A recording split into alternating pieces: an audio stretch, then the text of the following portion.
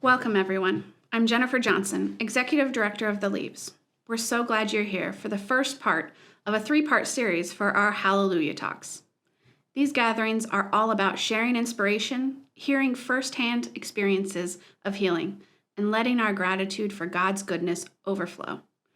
Our theme this year for The Leaves is Raise a Hallelujah. To me, that means pausing to rejoice in God's care, not just for this organization, but for every individual and every healing we witness. It's about lifting our hearts in praise for the way God's love is being felt and proved in our lives and in the world around us. And how fitting that we begin this Hallelujah series as we celebrate North Texas Giving Day, a time when people in our Texas community come together to support the causes they love. It's a beautiful reminder that every gift, every prayer, and every expression of love help sustain and move forward the healing work happening here at The Leaves. Today, we're blessed to hear from 2 women who bring rich experiences of healing and service to share with us. Lisa Wyly serves as president of The Leaves Board of Trustees. She has a deep love for Christian Science and a heartfelt commitment to supporting the healing mission of The Leaves. Over 20 years ago, Lisa experienced a remarkable healing of deafness through her practice of Christian Science, an experience that continues to inspire her and those who hear her testimony. Honor Hill is a journalisted Christian Science practitioner. She has served the Christian Science movement in several key leadership roles, including as a member of the Christian Science Board of Lectureship and president and CEO of the Mary Baker Eddy Library. So with that, let's just dive right in. Lisa and Honor are going to share their stories with us, and I think you're really going to love what they have to say.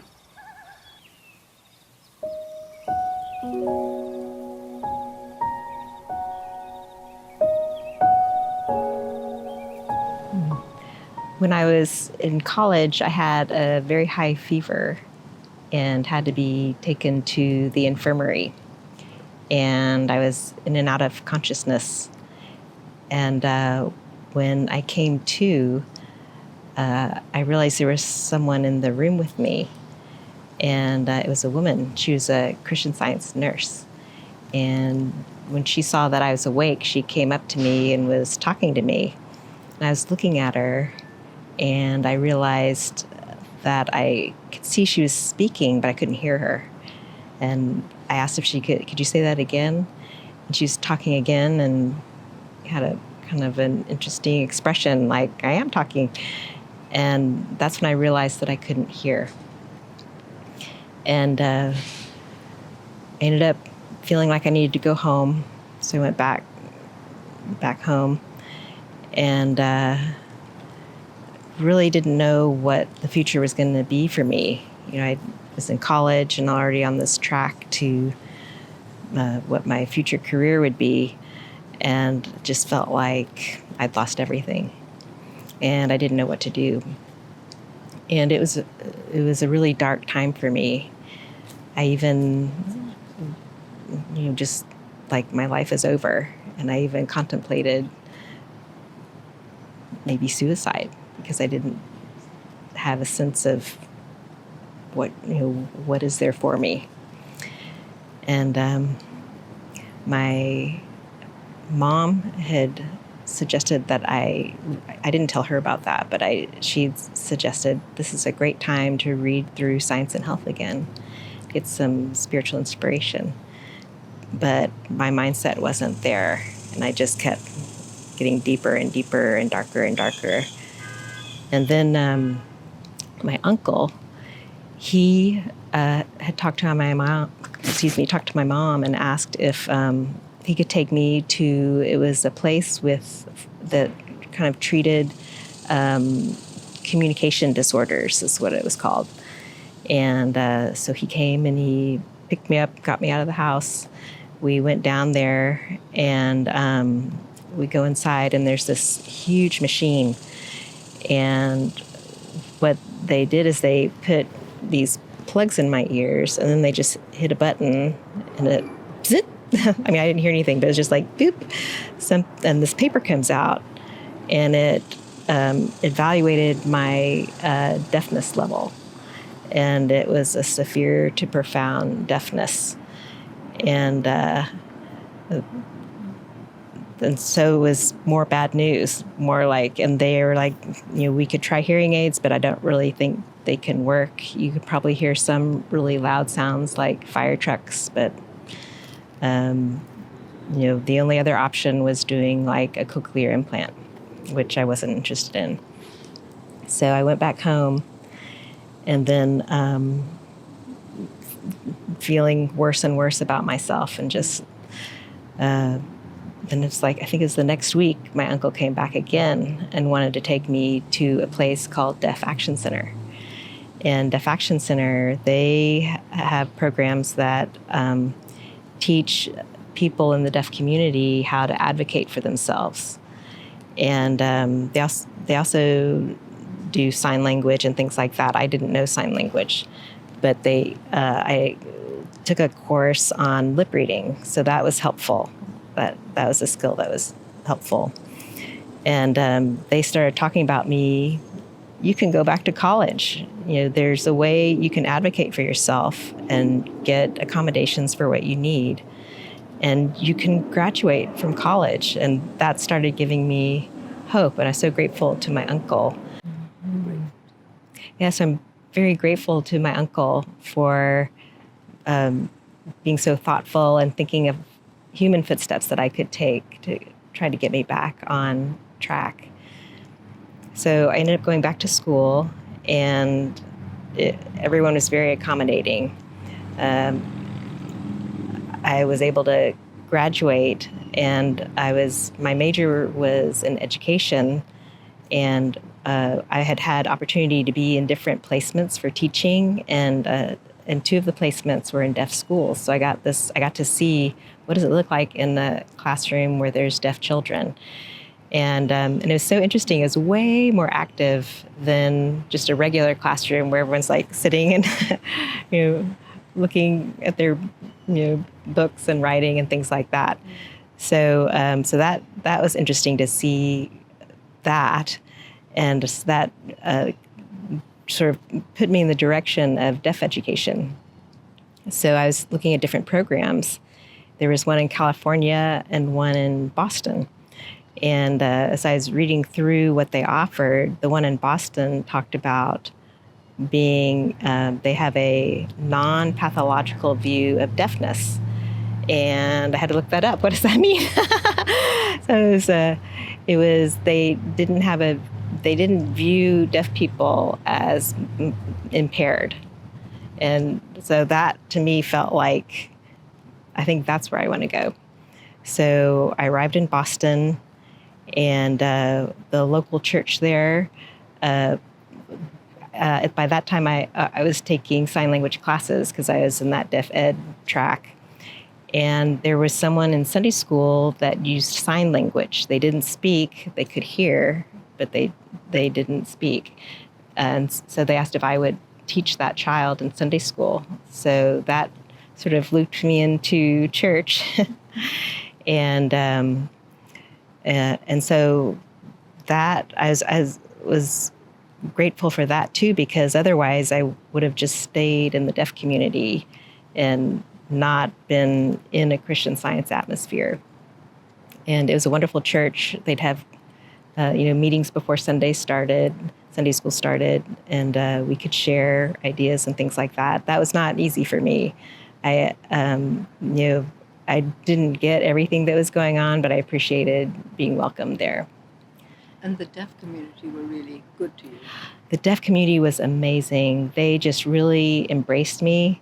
They helped me view them, and meaning myself as well, as someone who felt like I was deaf, that it doesn't have to be a barrier. You can find ways to communicate, to be with people, to get married, to have children, to have jobs. I saw all these deaf people around me that were wonderfully educated and in good jobs, and so that inspired me to know that was possible for me too. So thinking about my experience in church in Boston, I just loved how much I was embraced and accepted, even though it still felt like there was this barrier, still I felt loved. And I think of how important that is in our churches today, just to make sure that we're loving and supporting all of our members. And I know at the church where I am now, we have, people take turns picking up people, bringing them to church, having activity, bringing people up here to the Leaves for lectures and things like that. The Leaves is open wide with their doors, welcoming people here. And I just love that atmosphere. It's so loving and so healing. So that kind of correlating that back to today, that was such a beautiful experience for me in church. And then, and actually being in church, if I hadn't been pulled into the Sunday school, I probably wouldn't have gone to church. And that's where I met you and Bill. That's right. Can you tell about that? How you? Yeah, we were at a service and you were in the pew in front of me. And I'm sitting next to a woman I knew. And I noticed she had her laptop open on her knee, and you appeared to be reading, and I couldn't really see what she was typing, but I guessed that she was typing the proceedings, and you were reading them. So after the service was over, I tapped you on the shoulder, and I said, "Are you deaf?" so that you could read my lips, which was good because you did. Yes. And you said yes, and so I said, "Oh, I'm," and then I started to spell my name in English sign, and you said you didn't understand because you only spoke American Sign Language. Yes, and I didn't know that there was more than one kind of sign language. Right. But it's like, American Sign Language and British Sign Language. There must be other Mexican Sign Language. And they're very different. Yeah, they're very different. Very different. So then we went and had coffee, and you... right away I thought, well, I might as well learn American Sign Language. So no point in you learning British Sign Language. Thank you. Yes, you and Bill were so wonderful to me. And when work was over, I'd make a beeline to your apartment because I just felt so loved and embraced. But we did feel that you were family. Mm-hmm. Really. Yeah, I felt that way too. And it was you and Bill were both a wonderful support. I was just remembering something that Bill said to me, and he said, "Oh, Lisa, there's only love. Just love, love, love. That's all there is." And it really struck me because I felt like I was a loving person, but I knew that I had an issue with my dad. When Bill said that, I knew that I felt love and that I feel that I loved others, but I knew there was one person in my life that I felt I couldn't love, and I couldn't see anything good. And so that was the beginnings of bringing that up to the surface, to look at that and try to heal that.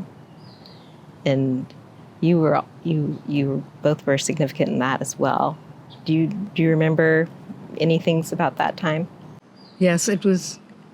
You had talked about it. It stemmed from the time I think your parents divorced, right? And you were bitter and resentful of your father. You felt he was at fault and to blame. But it wasn't until one day I'd gone home with you to your apartment, and in the mailroom there was a trash bin, and in the corner of the mailroom was a huge bouquet of flowers, and I mean huge. And you read the tag, and it was from your dad, and you picked it up and threw it in the trash, and off we went. And I can remember I was absolutely shocked. I thought, this is not the young woman we know.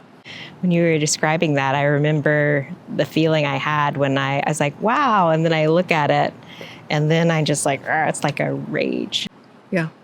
And it wasn't long after that I said to you, don't you think it's time you healed that, or put that down, I think is what I said. Put that feeling about your father down. I think when I'm just grateful that you put it right out there, because I knew that, I can't say, I really thought my dad was not a good man. I thought that was true, and that was my mistake. That's what I was holding in my thought. I think with your all support, I realized that I was more in this sense of just the material body, the lack of hearing. My consciousness was not lifted up. I was not trying to listen. I felt like I was listening to God, but it wasn't like a practice for me at that point. And yet, this is the contrast, and yet, you and I spoke about how you thought each day you knew love healed. Yes. And you were actively molding your life, your thinking, your actions to that standard. And yet there was this little kind of... Yeah, it was like a blind side. Like I just couldn't open up my thought to that until I think that directness really helped me be open to that. And then I got a letter from my mom, and she was kind of going through the things that I would kind of ruminate on about my dad. It's interesting because I knew I had this anger, but at the same time, I could also put it in a little corner, let it still keep it burning, and feel so loved and loving. Yeah. Just kind of hear, you talking about that experience with the flowers. I was like, yeah, I can't believe I did that, but I know that I did. Yeah.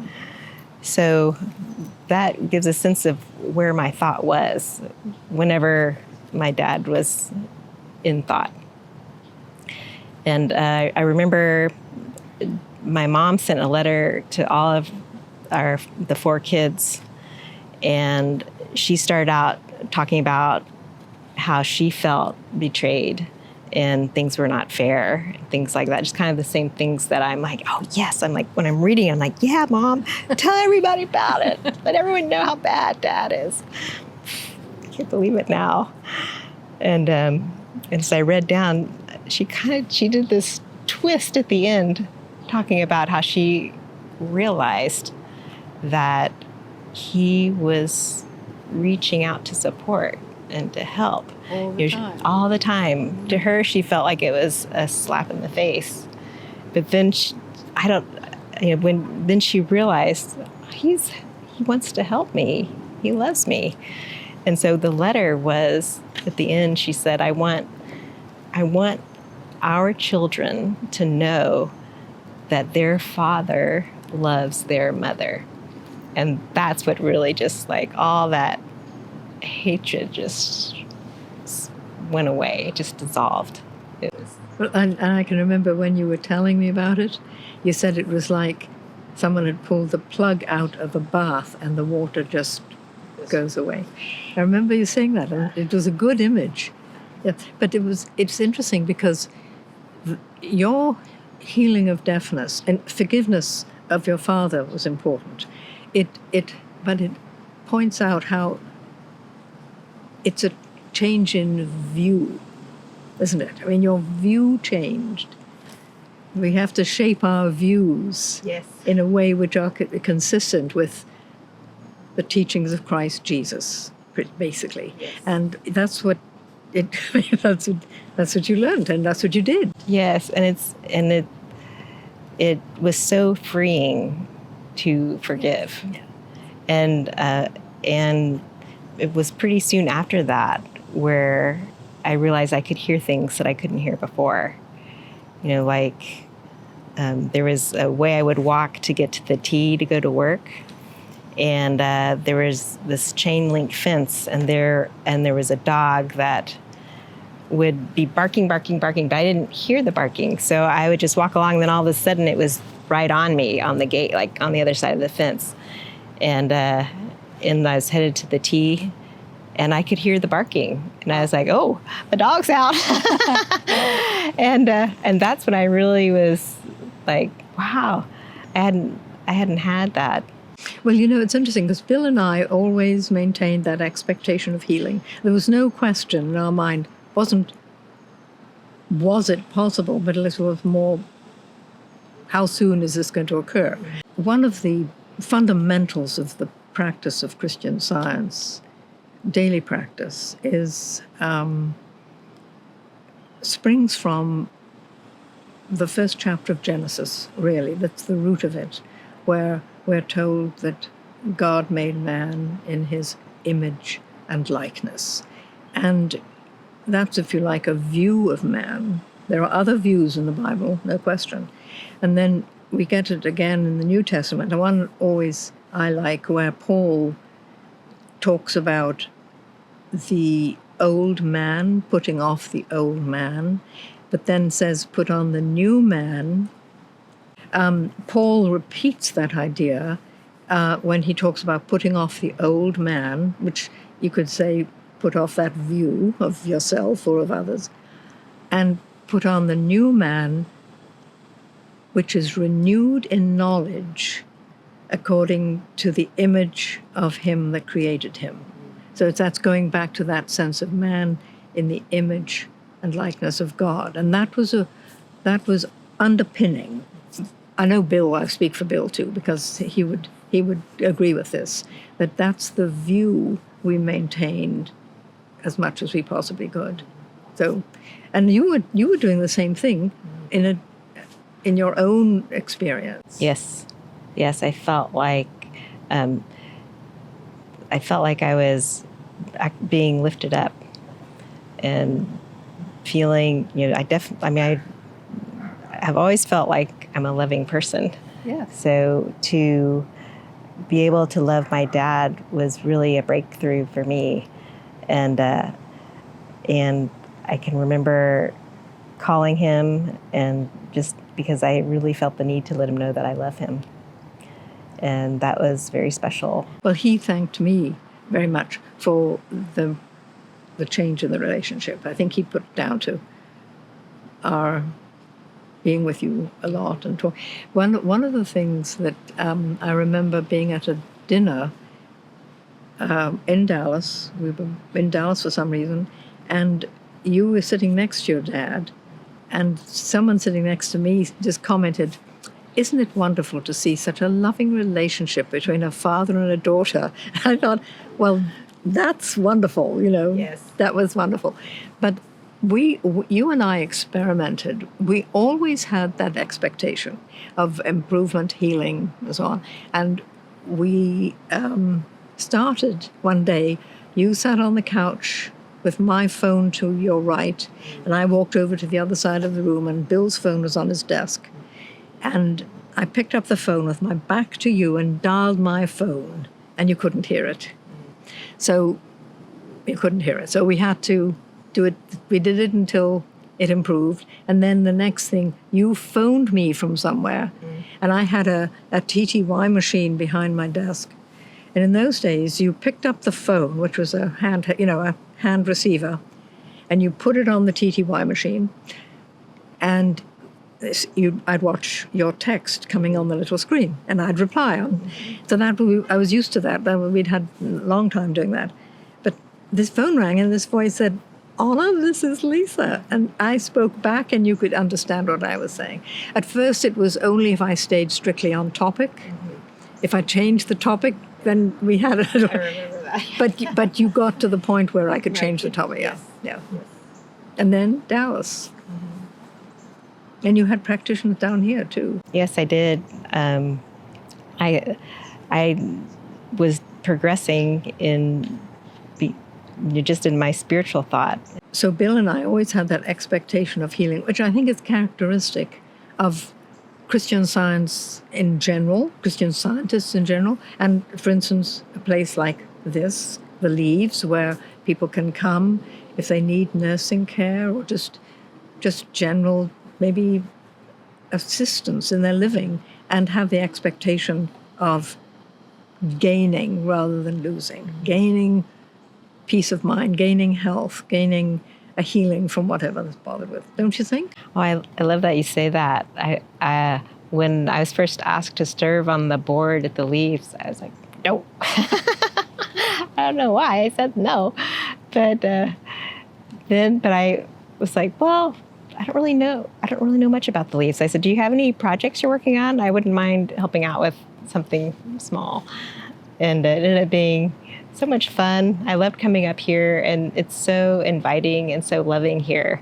Good. And the next time I was asked, would you like to be on the board? I said yes. And lots of healing taking place. too. Lots of healing, that Yeah. expectation of healing. And I've heard you say that before when we've been out, is that when you come up here, you know that there is that, you've witnessed that healing is happening. Well, and also, I mean, I think Bill and I provided you with that sort of environment, that expectation that we were like thinkers with you, and then the Leaves as a community of like thinkers. And I think that's, even if one comes to the Leaves not very clear about a lot of things, I think it's the whole atmosphere and the way the days are planned out for people who are needing nursing care, it helps promote their spiritual growth.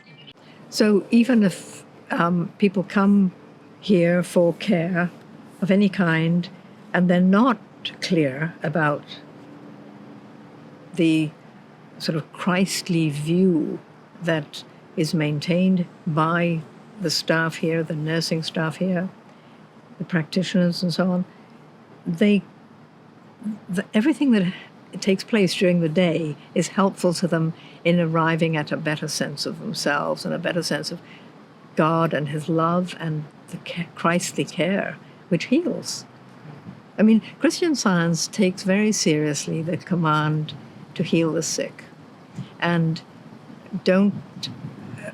feel that if we really embrace the teachings of Jesus Christ, that we should be able to, at least to some degree, duplicate the kinds of healings that took place in biblical times. Healing has gone on all the time since.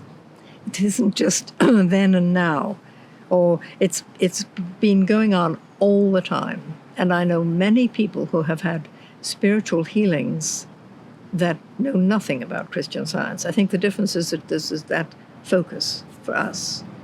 Christian Science focuses on it. Can you tell us about someone you know that's had healing that is not a Christian Scientist? Yes, that's a good question, because it's a confidential practice, as you know. I that.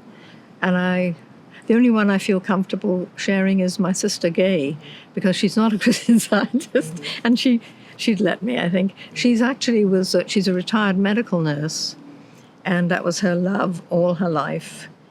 But I was over there one time, and she occasionally does ask me for my views as a Christian Scientist. And she said this one time, I wonder if I've got something I'd like your help with. And I said, oh, yes, certainly. And she told me it was something called Dupuytren's contracture, which had been diagnosed, and it's a deformity of the hands, which is at least inconvenient. At least. And the only option she'd been offered after the diagnosis was surgery, where they cut the tendons, and she didn't want that. And people choose generally, I think, not to have that done.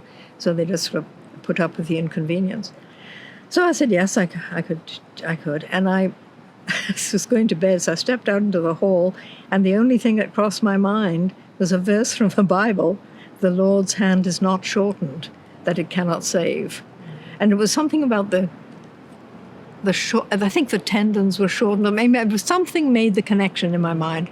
I thought, okay, that's it, dusted, it was done, and went to bed, forgot about it, and the next day she was healed.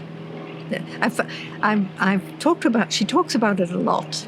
Okay, in Science and Health with Key to the Scriptures by Mary Baker Eddy, time, mortal measurements, limits, in which are summed up all in human acts, thoughts, beliefs, opinions, knowledge, matter, error, that which begins before and continues after what is termed death, until the mortal disappears and spiritual perfection appears. That's wonderful. I love that. And then I worked with these a lot. I love the glossary. Ears. Not organs of the so-called corporeal senses, but spiritual understanding.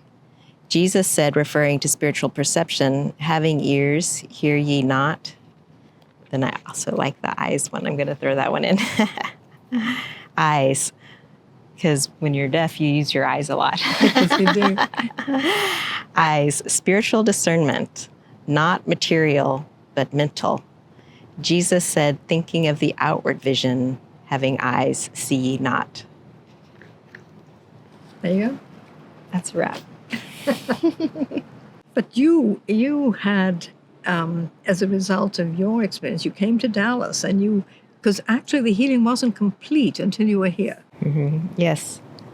When I moved back to Dallas, I still struggled with my hearing, but I could tell, like I was using. By the time I moved back here, I could use hearing aids to help me hear better. Yes, I remember that. And I had a phone with an attachment, but it's pretty quickly it was returning to normal. Because I think the last device I had was this amplifier that I put on the phone, and I could do the volume, louder. But I know you had practitioners here, and they just followed on with what we'd been doing all along. Yes. Yeah, that's good. Yeah. I have a couple of quotes that I would like to read, if that's okay. One from the one from the Bible that I love, especially in line with what you were saying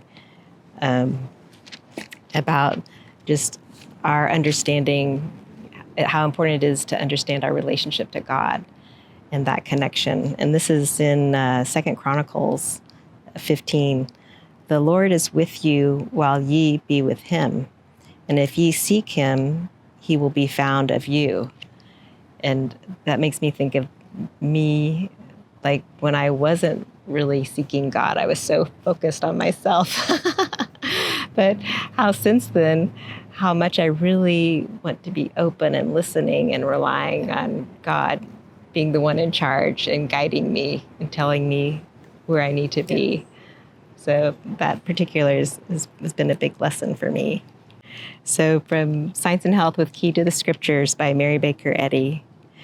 When we fully understand our relation to the divine, we can have no other mind but his, no other love, wisdom, or truth, no other sense of life, and no consciousness of the existence of matter or error. I just love that when pondering this whole journey of healing. And it's a journey. And I don't know whether I said this earlier, but this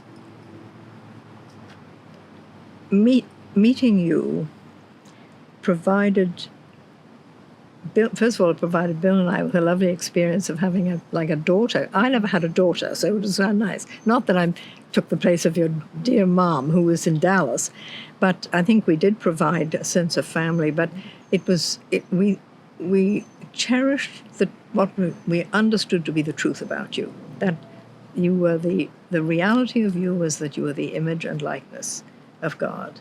And that's putting it in the very simplest terms. And I can't even remember now just where that took us, but that would be the fundamental truth that we would be holding to. And here at the Leaves, it's the same mode of thought, the same like-mindedness, and that's what heals. Love, God is love, and love heals. Yeah, Bill was right. Yes. He was right. Do you know when I knew that the healing was complete? When was that? When we were in Dallas, and we were in a restaurant, and we were walking out of the restaurant. You were ahead of me, then Bill behind me. And you walked through the kind of double doors, the way they are, and you went through the first ones, and they sort of closed, and Bill said something, and you answered him. And you were facing that way. And I thought, that's it. And sure enough, the healing was complete. then that was cause for rejoicing. Yeah. So that was when I knew the healing was complete. And it was about, what, 4 years? I'd known you for 4 years then. Altogether, I was deaf for 12 years.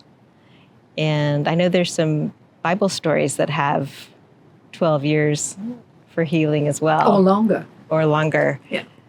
Like I was thinking of like Jairus' daughter. She was 12. Yes, she had a quick healing. She had a quick Yeah. healing.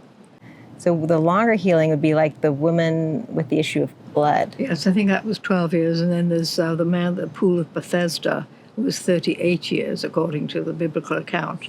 So, yes. But it's just about learning to understand what God is and what he has in store for you. Yes. And some can be quick, like Jairus' daughter, and some can Or be like longer. my sister Gay. Or like your sister Yeah. Gay. Yeah, I think there was a point in time, I went from like being in utter despair when I went home. Yeah. But then when I arrived in Boston that despair was no longer. And I was deaf. I still couldn't hear, but I was expectant that healing would come. Like I knew at some point I would be able to hear. And just working with different practitioners over that time and different things that they would highlight in Science and Health, like about the auditory nerve, God doesn't need an auditory nerve. And like you were saying, we are in the image and likeness of God. And what we need is to have our thought on God in a spiritual way. And What he knows about you. He knows about us. Yeah, he creates us what he knows about us. Yeah. So I think some healings are quick, but some healings they're just as good, can take a little bit longer. And I think it's just that expectancy, just continued expectancy of healing. Yeah. Well, spiritual growth is really the only healing there is. But it's funny, even when you were still not hearing at all, we'd go, a group of us, to the movies, and we'd come out, and you could tell us things about the movie that we didn't even notice. It was amazing. So you never lost that discernment. And I'm sure you were working about spiritual discernment, because that's the definition of ears. Yes, that was a big part of what I would look at. And that's funny because I think of, like, back at that time, there were so many people that would come up to me and tell me what a great listener I am when I was deaf. Much more then than now. I think I need to work on my listening skills.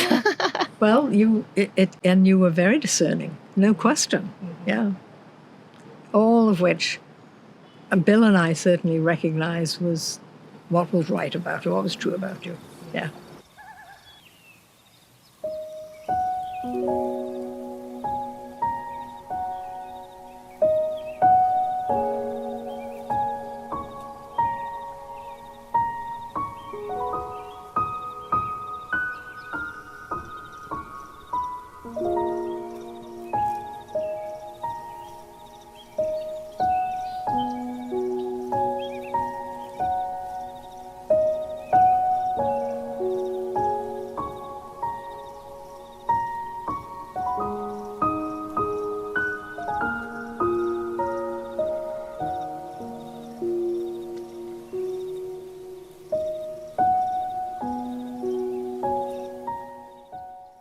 You and Bill were so wonderful to me.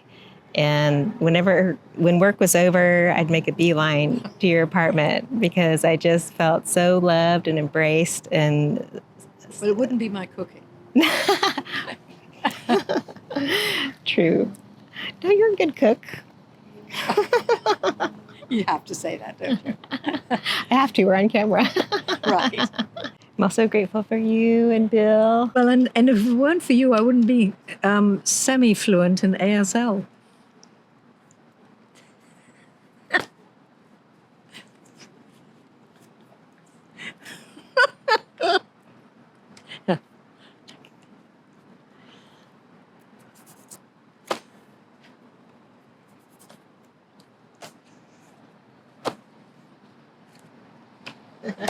What all did you just say?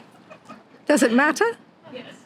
Gotta caption it. Oh, well, we got to do it again then because my signing was awful. Okay, we'll do it again. Yeah. Take 2. Take 2, yeah. No, you said you were thanking me and I thanked you. Yeah. Thank you so much. I love you. Love you. And if it weren't for you, I wouldn't have be good at, or sort of good at American Sign Language.